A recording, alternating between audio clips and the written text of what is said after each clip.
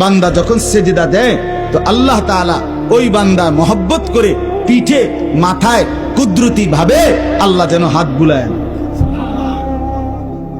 হাত বুলায়, আল্লাহ যেন মায়া করে, আদর করে। আনিস, আসছো না, আমাকে সেজদা দিলা, আচ্ছা উঠো, ইরফা রাসাক, তোলো, মাথা তোলো, বসো। তো বান্দা বসে। তো আল্লাহ তাআলা বলে, আচ্ছা তো আর কিছু বলবা? তো বান্দা বলে, আত্তাহিয়াতু লিল্লাহ ওয়াসসালাওয়াতু ওয়াত-তাইয়্যিবাত। আল্লাহ বলে, আচ্ছা আমার প্রশংসা করছো, ঠিক আছে, খুশি হলাম, আর কিছু?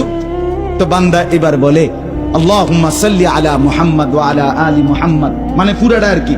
তো এবারে আল্লাহ বলে, মাশাআল্লাহ, আমার বন্ধুর প্রতি দুরূদ পড়লা, আমি তাতেও খুশি হলাম, আর কিছু বলবা? তো এবার বান্দা বলে, রব্বুল আলামিন, সেজদা দিয়ে আপনার কাছে আসলাম, আপনার প্রশংসা, আপনার বন্ধুর প্রশংসা করে আপনার খুশি অর্জন করলাম। এইবার আমার মূল চাওয়া আছে, আল্লাহুম্মা ইন্নী যালামতু নাফসি যুলমান কাসীরা, আমি না বড় বেশি নাফরমান মাওলা, আমার গুনাহ অনেক বেশি, আমার পাপ অনেক বেশি, আমি খুব বেশি গুনাহ করেছি, আর আপনি ছাড়া আমার মাফ করার কেউ নাই।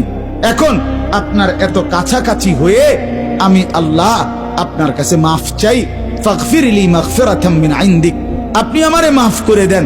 খোদার কসম, রব্বুল আলামিন বলে, দরজায় দাঁড়িয়েও যদি কোনো দুনিয়ার কারো কাছে, কোনো ব্যক্তির দাতার কাছে, দুনিয়ার কোনো দানশীলের কাছে দুয়ারে দাঁড়িয়েও যদি কেউ হাত পাতে, সে তো তাকে ফিরায় দেয় না।